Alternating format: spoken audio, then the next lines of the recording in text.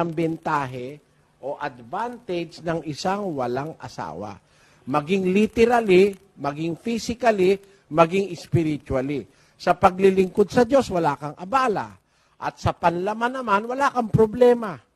Meron nga akong ginawang kante. Ang buhay dalaga ay tunay na maginhawa sa piling ni Jesus sa iglesia ng mag-ama. Malayang palagi kahit saan ka pumunta. Di ba? Malaya ka. Pagka nakatali ka na sa labandera ka. Nakatali ka na sa batsyat palo-palo, sa plantyahan at sa kabayo. Nakatali ka na sa kalan, sa pagluluto.